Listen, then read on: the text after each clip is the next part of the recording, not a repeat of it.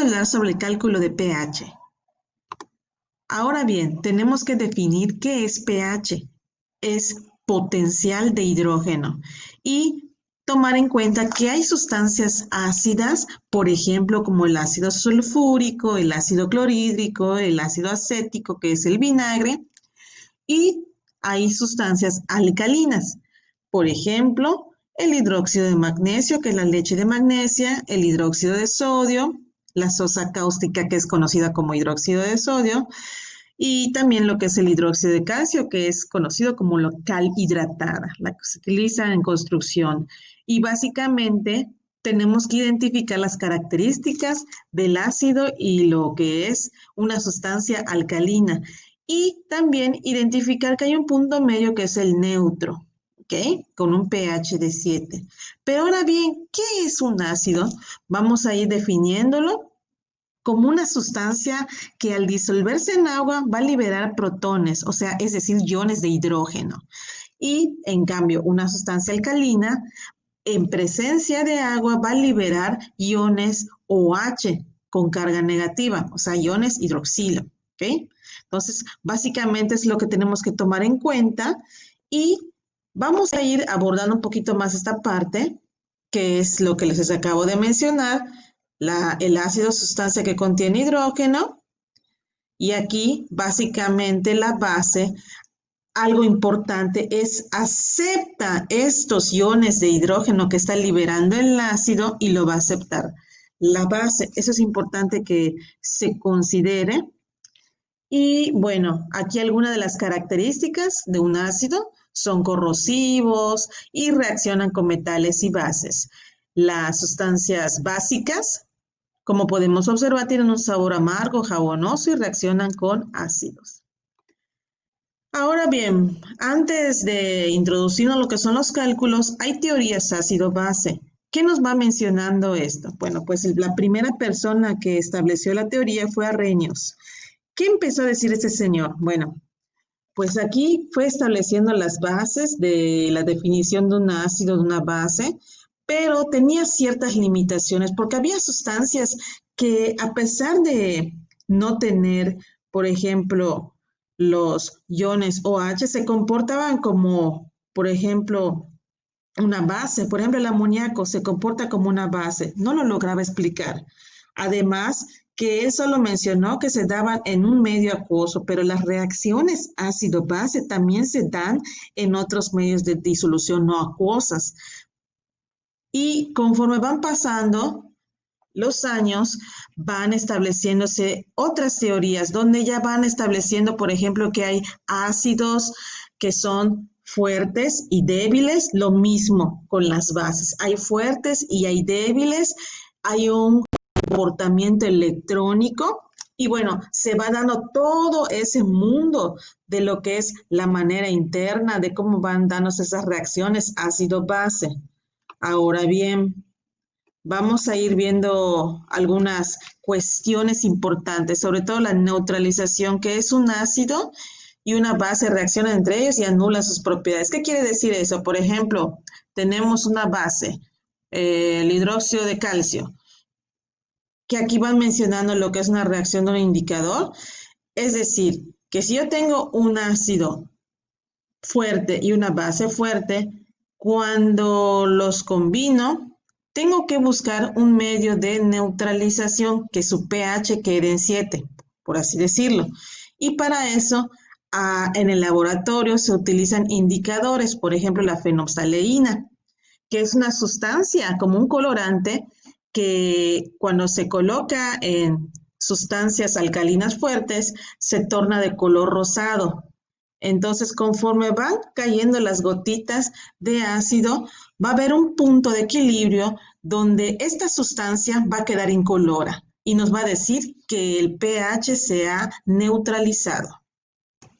Ahora bien, podemos observar que hay papeles indicadores de pH que nos van a ayudar a medir el pH alcanzado. Es decir, son las tiritas que podemos ir observando en el laboratorio. Vamos a ir haciendo un poquito de acercamiento. Bueno, como les comentaba, esas tiritas nos van dando las tonalidades que va a alcanzar la sustancia y cada tonalidad tiene un valor. Por ejemplo, lo que es el pH 7 te va a dar una cierta tonalidad y al compararlo en nuestra sustancia podemos ir observando el valor adecuado. Pero también hay cuestiones electrónicas como este pHímetro y también vamos a volver a esta parte, pues lo que son digitales, medidores digitales, y van a hacer ustedes un medidor de pH casero. Ahora bien, nos vamos a esta parte importante de lo que es el cálculo de pH. Aquí es importante esta parte, fíjense, y lo voy a dejar aquí esta parte, esa sección, porque están todas las fórmulas que vamos a utilizar. Es decir, si yo tengo, por ejemplo, esta parte, el dato de pH, y deseo calcular en ese sentido los iones de hidrógeno, la fórmula que voy a utilizar es esta. Partiendo de que mis datos me están dando un dato de pH y me están pidiendo hallar los iones de hidrógeno. Pero ¿qué pasaría si, por ejemplo, me están pidiendo hallar lo que es, por ejemplo, esta parte? Me están pidiendo hallar la cantidad de iones hidroxilo que hay en la sustancia, por ejemplo.